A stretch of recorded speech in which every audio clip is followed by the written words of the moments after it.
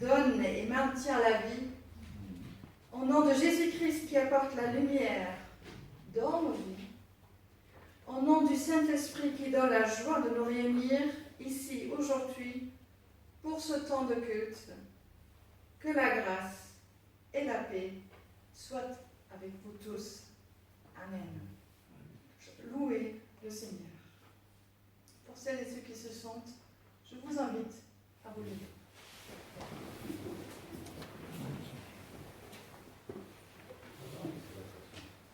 Seigneur, nous venons vers toi avec la joie d'être réunis, ici sous le même toit, réunis au-delà de ce bâtiment par le lien de la prière, en pensée avec celles et ceux qui sont loin, réunis en ton nom, et nous savons que tu surmontes toute barrière pour venir jusqu'à nous. Nous venons vers toi pour dire notre reconnaissance de nous avoir accompagnés ces dernières semaines. Dans les moments de maladie, tu étais auprès de nous. Dans les moments de solitude, tu as rempli le vide par ta présence. Dans le moment de doute, tu as soufflé des nouvelles idées. Dans les moments de surcharge, tu as su mettre de la détente. Quoi qu'il arrive, même si nos vies sont bouleversées, notre rocher, notre bâton qui nous rassure, c'est toi. Nous voici sortant de notre confinement, mais pas encore, sur la terre ferme. Mais te voilà pour nous aider à nous approprier de nouveau la vie devant nous. Amen.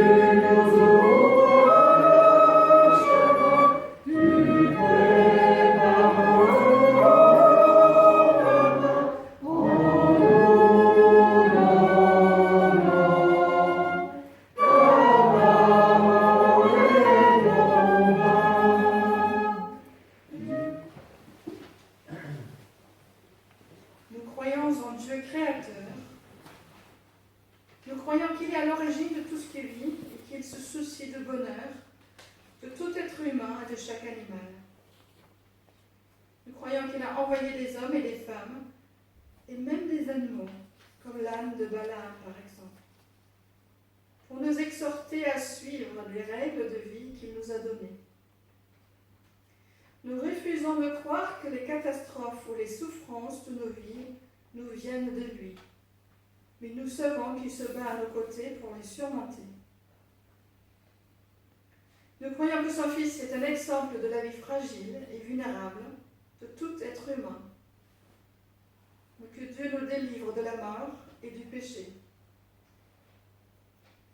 Nous croyons que l'Esprit Saint est l'énergie quotidienne que Dieu nous donne pour rester créatifs, pour combattre les menaces de la vie et pour surmonter toutes les barrières qui nous séparent les uns des autres. Amen.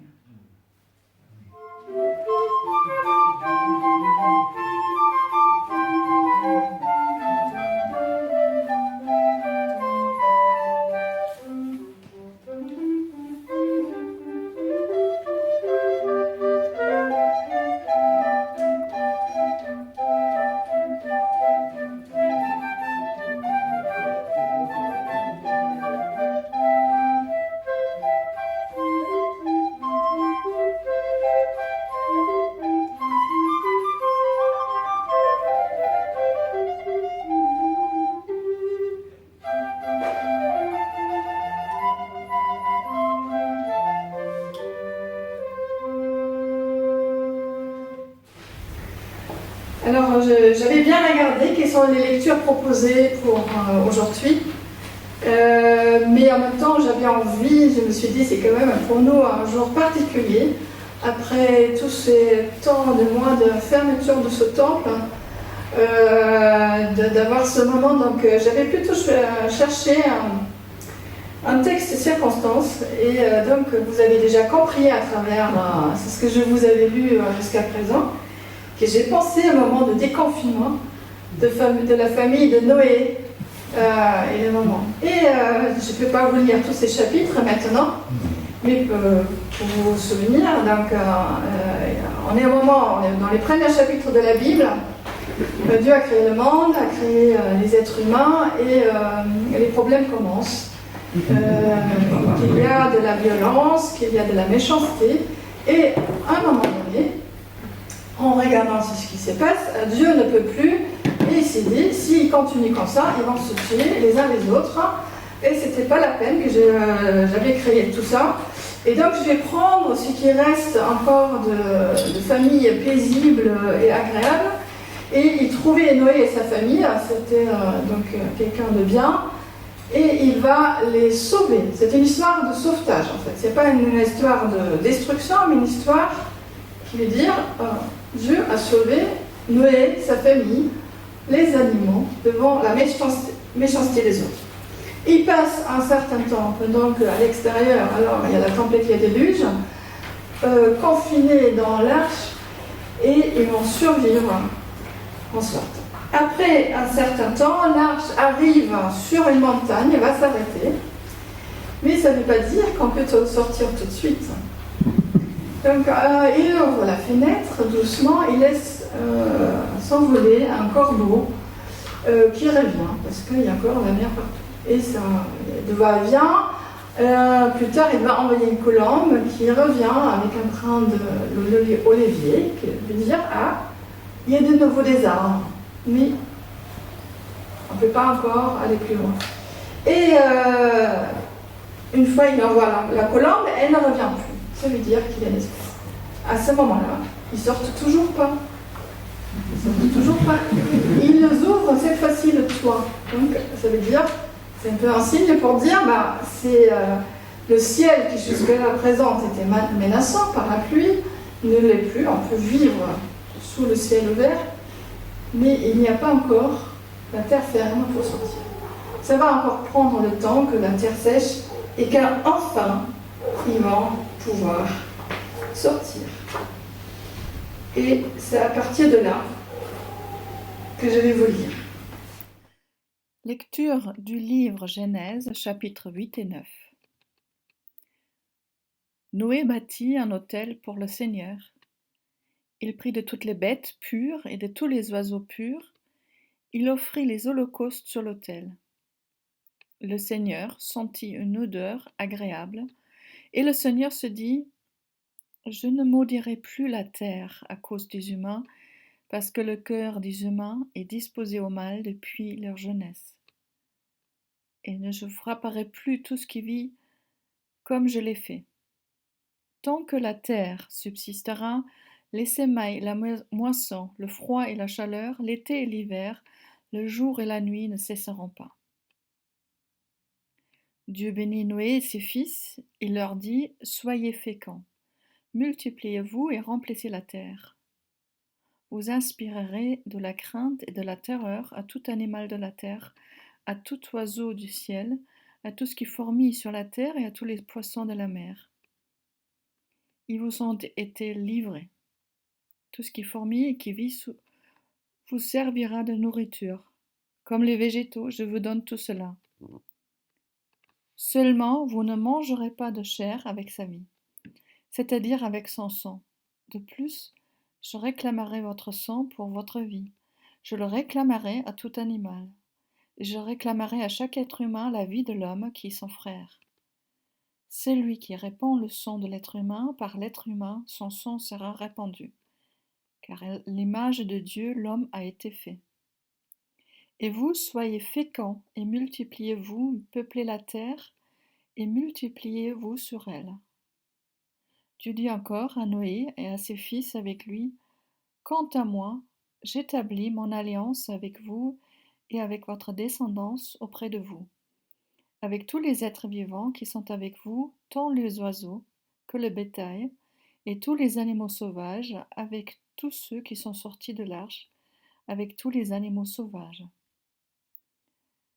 J'établis mon alliance avec toi. Tous les êtres ne seront plus retranchés par les eaux du déluge. Il n'y aura plus de déluge pour anéantir la terre. Dieu dit, voici le signe de l'alliance que je place entre moi et vous, ainsi que tous les êtres vivants qui sont avec vous, pour toutes les générations, pour toujours. Je place mon arc dans la nuée. Il sera un signe d'alliance entre moi et la terre.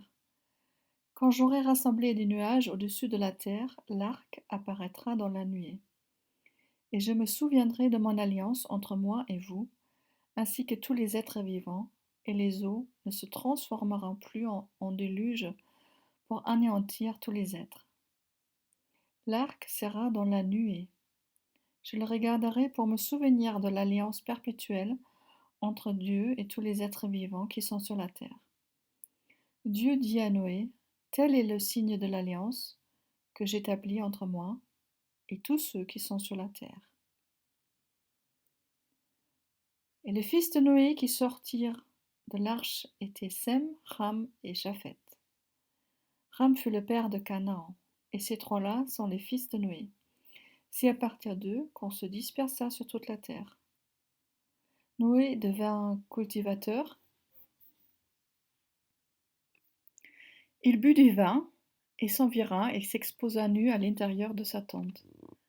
Ham, père de Canaan, vit la nudité de son père et le raconta au dehors à ses deux frères. Alors Sem et Japhet prirent le manteau, le mirent tous deux sur leurs épaules, marchèrent à reculons et recouvrirent la nudité de leur père. Comme ils détournaient le visage, ils ne virent pas la nudité de leur père. Lorsque Noé se réveilla de son vin, il apprit ce que lui avait fait son fils cadet. Il dit alors, « Maudit soit Canaan, qui soit l'esclave des esclaves de ses frères. » Il dit encore, « Béni soit le Seigneur, le Dieu de Sem, et que Canaan soit son esclave. Que Dieu mette Japhet au large, qu'il demeure dans les tentes de Sem, et que Canaan soit son esclave. » Après le déluge, Noé vécut 350 ans. La totalité des jours de Noé fut de 950 ans. Puis il mourut. Après nous le déluge, dit-on parfois sur un ton léger, mais avec Noé et sa famille ne pouvant dire avec émotion, nous voilà après déluge. Ce n'est pas un déluge du style d'inondation ou des eaux qui couvraient la terre, mais c'était quand même un grand bouleversement dans nos vies.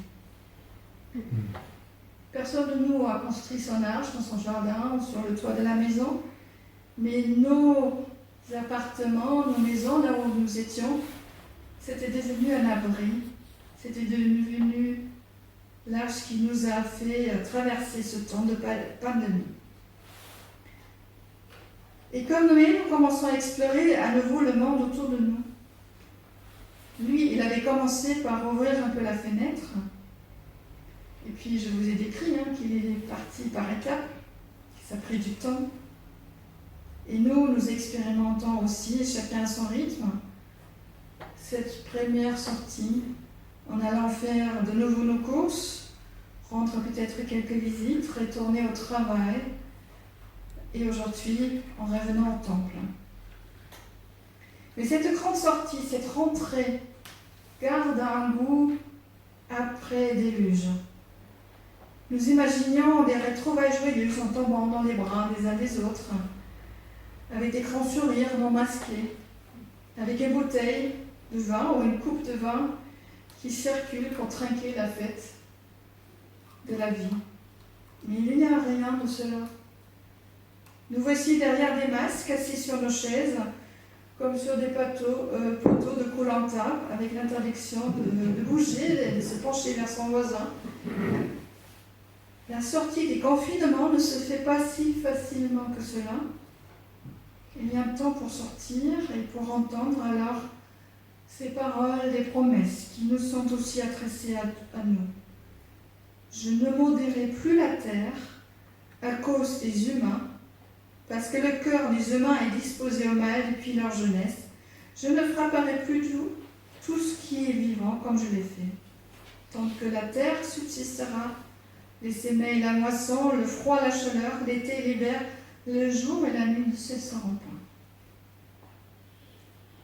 Quand on entend par là, première chose, alors si effectivement pour l'auteur de ce récit, de déluge dans le temps, était voulu et envoyé par Dieu, ce n'est plus le cas pour tout ce qui s'est produit depuis.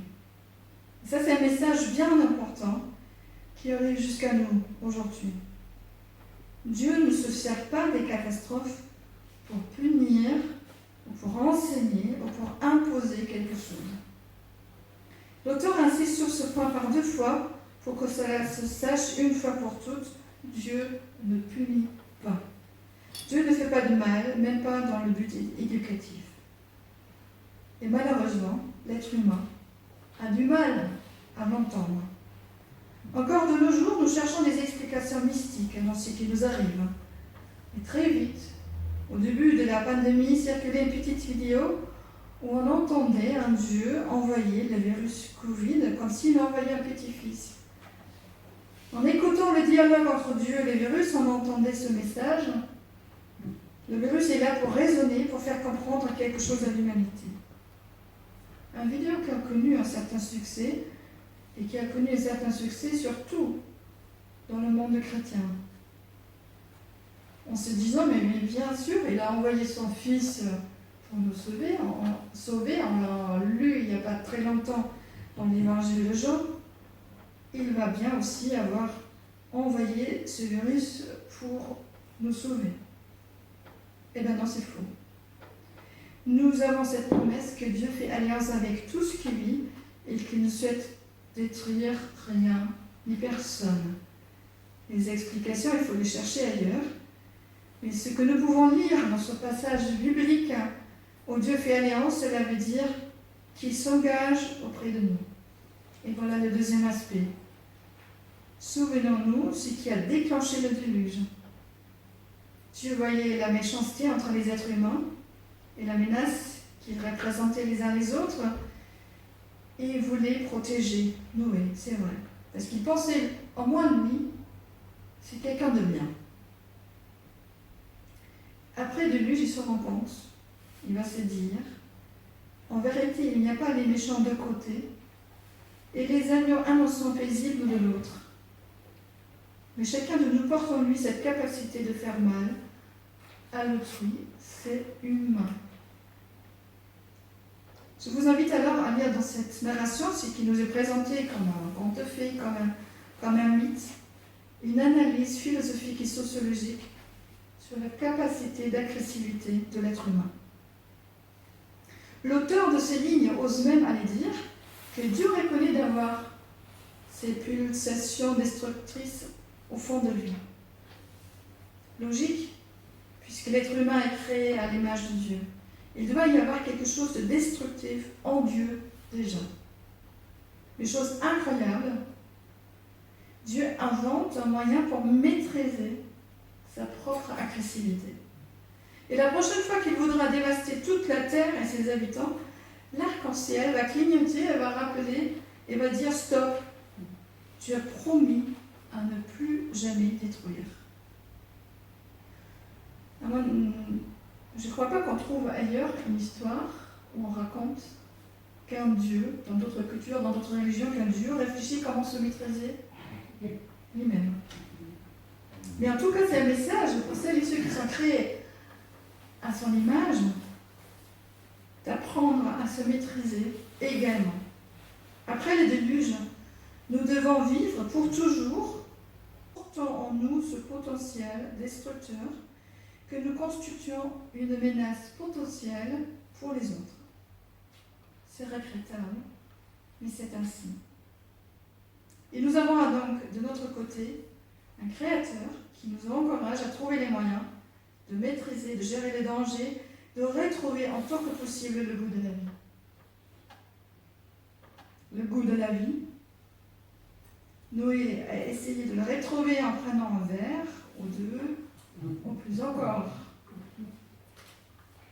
Et j'aurais pas le temps de m'arrêter maintenant sur le symbolique du vin, de la vigne, et que c'était important, le fait qu'il y a tout de suite une vigne, parce que ça symbolise la présence de Dieu. Mais ce qui se passe ici, sur le plan de la narration, c'est que ce paisible et doux Noé, grâce à sa gueule de bois, va se transformer en homme grincheux et père en colère, avec une attitude dure et injuste envers son aîné. Mais la possibilité de déraper réside en chacun de nous. Même en Noé, pour lequel Dieu avait tout fait pour le protéger. Et comme les choses se répètent. La première fratrie du monde, Caïn et Abel, vont se bagarrer et tuer par jalousie. Et la première fratrie après le déluge se voit divisée, envoyée pour vivre et peupler les 3 coins du monde connus à l'époque. L'Eurasie, l'Europe, pour Japheth, la terre autour de la Méditerranée pour Sem, et le pays d'Arabie et d'Afrique pour Ram. Et là, on entend de la bouche de Noé, Ram sera maudit pour être esclave et pour servir ses frères. Alors tout cela dans le même chapitre. Un Dieu qui bénit, qui promet l'alliance à tous les humains sans distinction, et même aux animaux, et un être humain, Noé, qui maudit ses propres enfants et va s'aimer la discorde entre eux. Et des générations après, on s'est servi de ce passage-là pour justifier l'esclavage de l'homme noir, pour le déporter, exploiter les habitants d'Afrique, pour soumettre tout un continent, avec au bout, aujourd'hui, la violence faite, pas que, mais aussi à George Floyd, asphyxié par un policier blanc en position de domination. Une malédiction qui perdure à travers le temps.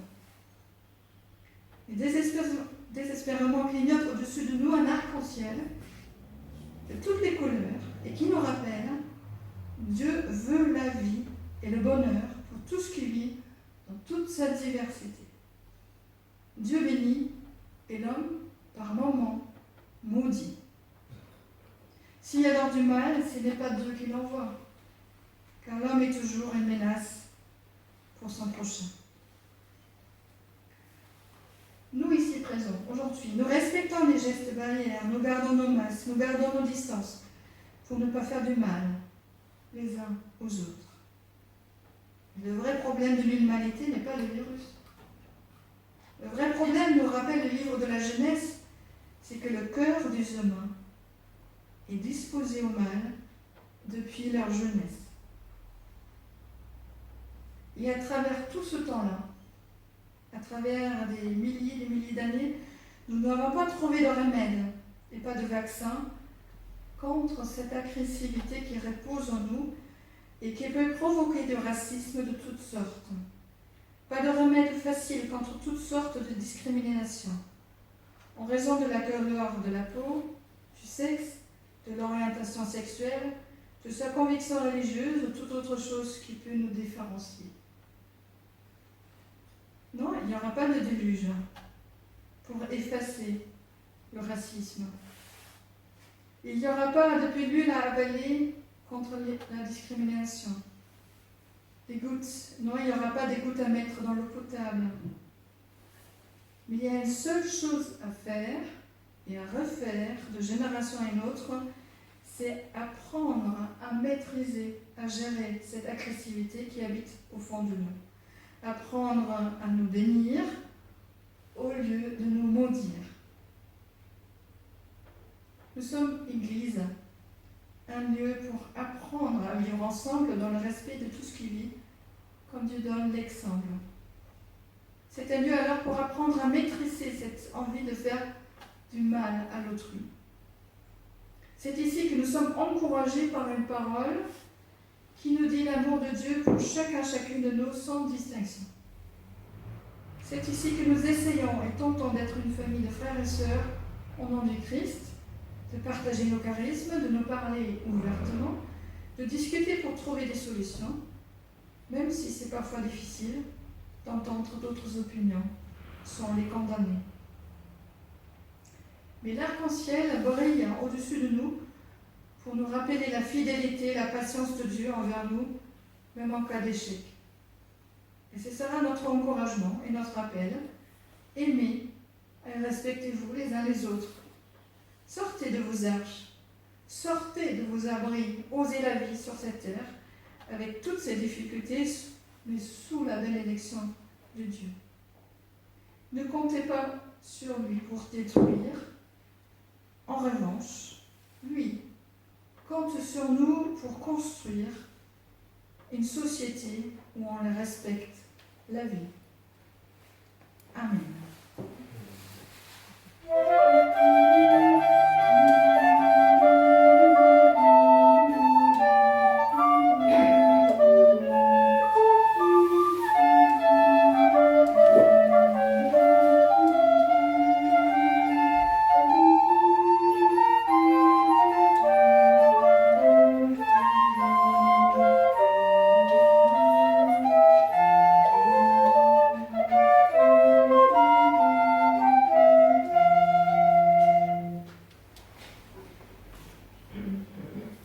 Demandons à Dieu son aide et intercédons.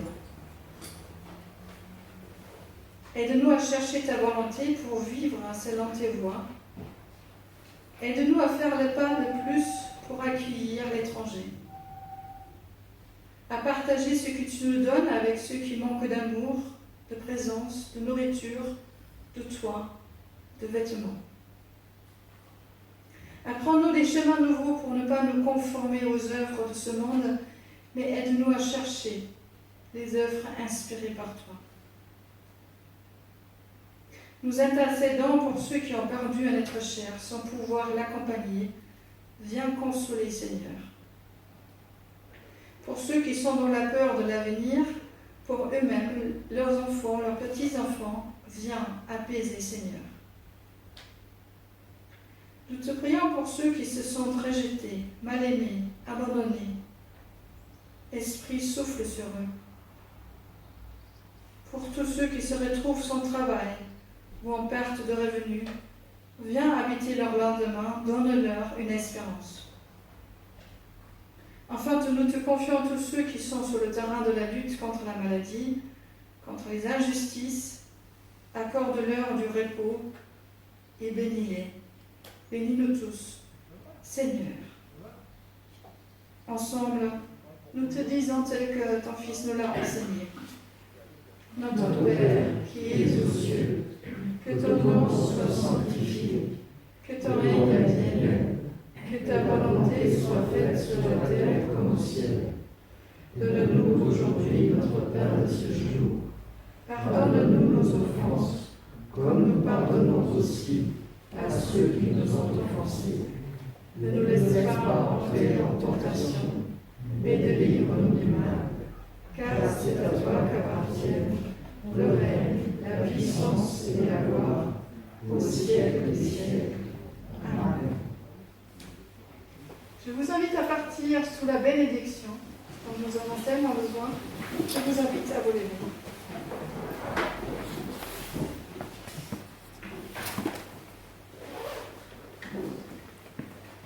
Dans son amour et sa miséricorde, que Dieu vous bénisse et vous garde. Il marche devant toi pour te montrer le chemin. Il est derrière toi pour prendre soin de toi. Il est au-dessus de toi pour t'abriter de la tempête.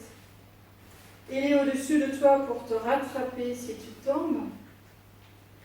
Il est autour de toi pour te réchauffer quand tu auras froid. Dans son amour et sa miséricorde, que Dieu nous bénisse et nous garde, lui qui est Père, Fils et Saint-Esprit. Amen. Amen.